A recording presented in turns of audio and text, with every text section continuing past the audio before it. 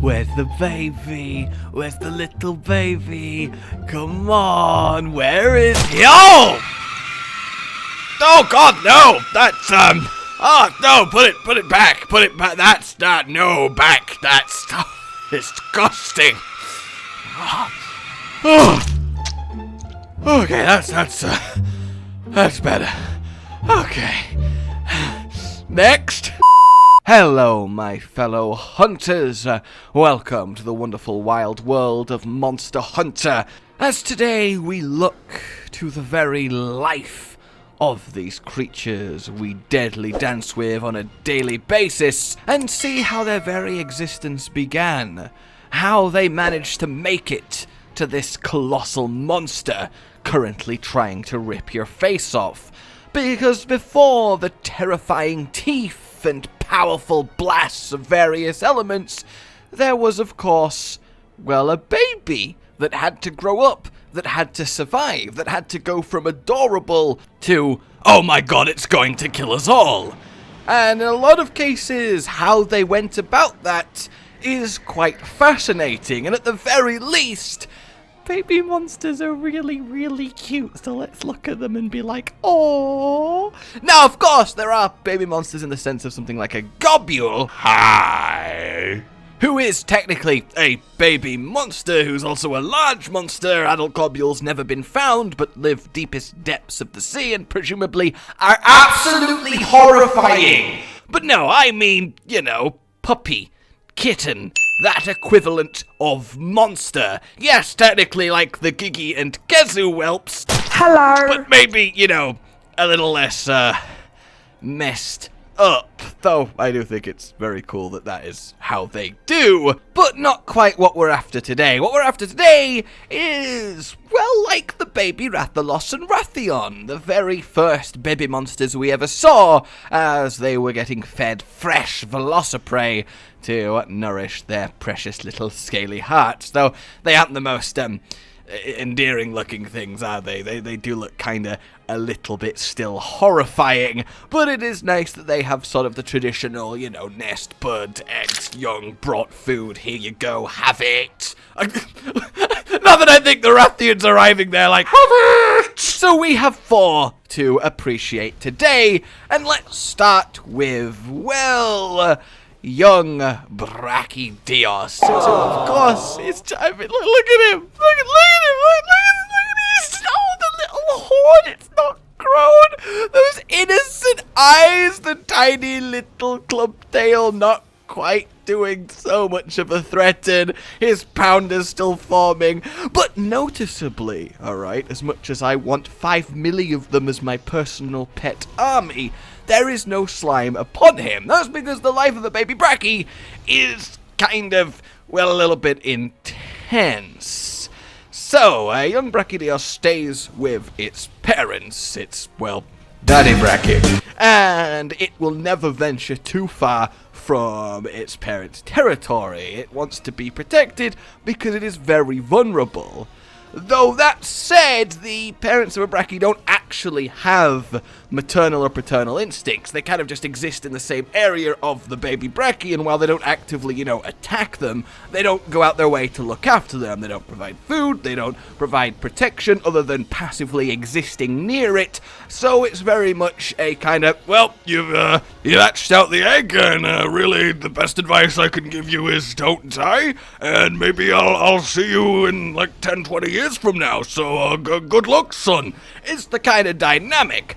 But the thing is, the hatchlings need to acquire their slime mold. It's a Brachy's both best defensive and offensive tool. It's how they do. But slime mold is very, very explosive, volatile. You may have noticed when it was, you know, sending you on a first-class cart trip.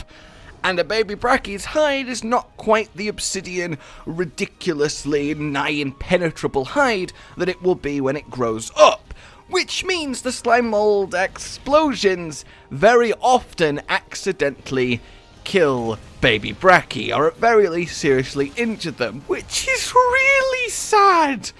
So what they have to do is kind of follow around the adult brackies and then wait for little drippings of mold slime to fall off them, and then they go over and they just put a little bit of it on them and they start to get used to it a little bit at a time, and as they grow older and older they acquire more and more. But if they overdo it, well, baby go boom bye. And that's, I feel like, a really intense trial for a goddamn hatchling to undergo. It's essentially bomb defusal, otherwise good luck reaching adulthood.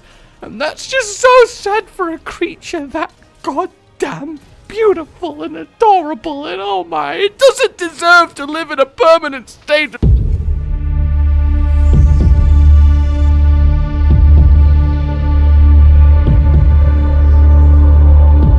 But that it does, and I suppose it does weed out any runts or weak links in any given clutch, and it is going a long ways into forming the battle-ready, destructive powerhouse that is the adult. Alright, next up then, we'll go for, well, let's do baby Duramboros, because again, well, I'll leave this one to Cotton.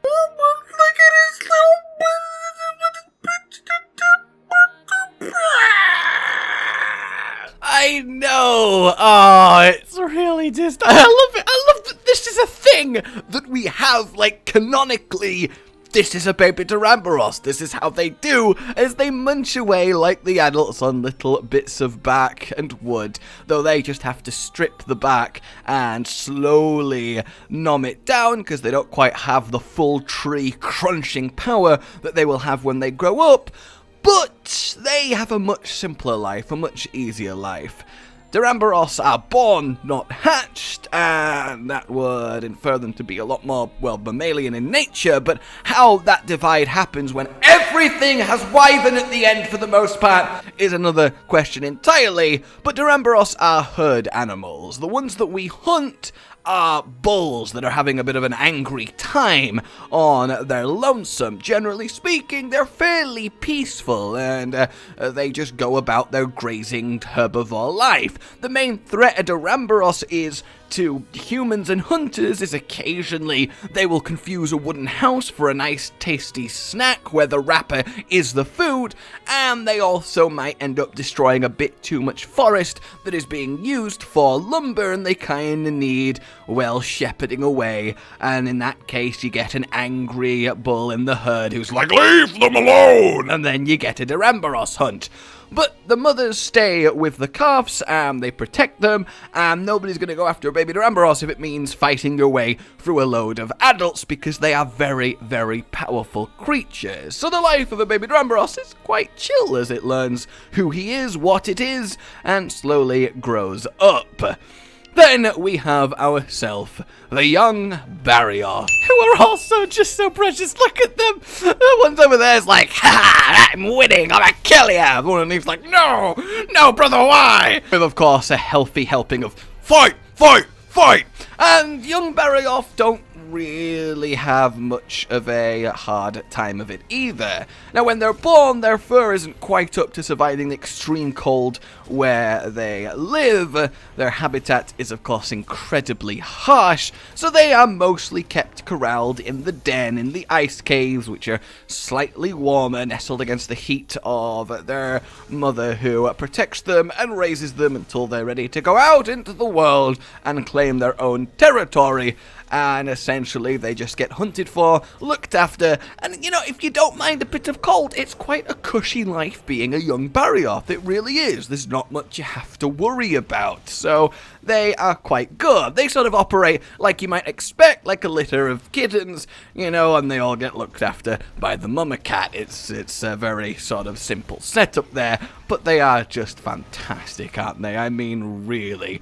It would be so cool. I know, obviously, with stories, you get monsters, but the idea of your Palico in actual Monster Hunter instead being a sort of younger version of a monster that's kind of fighting with you, I feel like that would be such a cool idea. Even if it's just a cosmetic change, I think there's a lot of merit in that.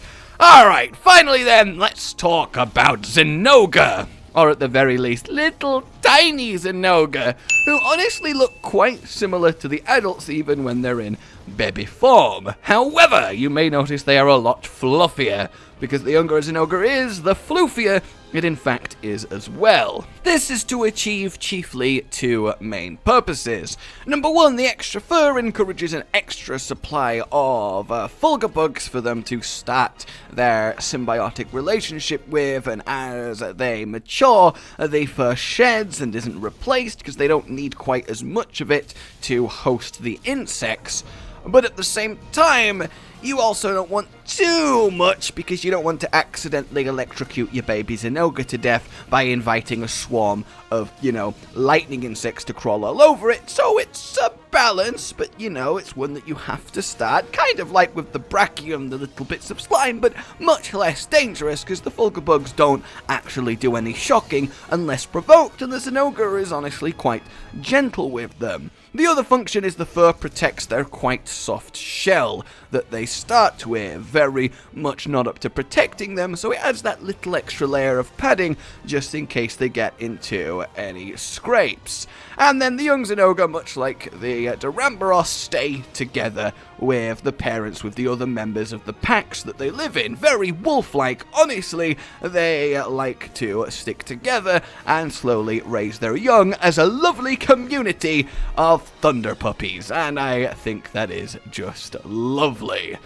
So there you go, guys. That is a little bit of baby monsters. Let me know if you'd like more little, let's say, off-the-beaten-track lore and ecology, as I think it is lovely to explore, well, the whole world of Monster Hunter. It is such a fascinating, beautiful ecosystem, and wherever you look, there is just such wondrous things to see.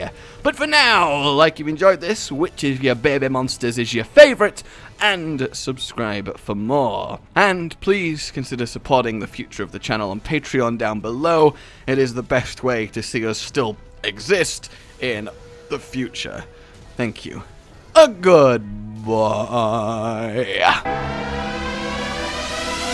Rage Gaming with the video float. But that's all that's really relevant at the mo, but I'm still gonna leave this up so you patrons know that I love you even though the outro's no longer that kind of relevant. But the new one's being worked on and it's gonna be a truly badass song, and don't worry, I won't be doing any rapping on it. I'm gonna go now. This was shit.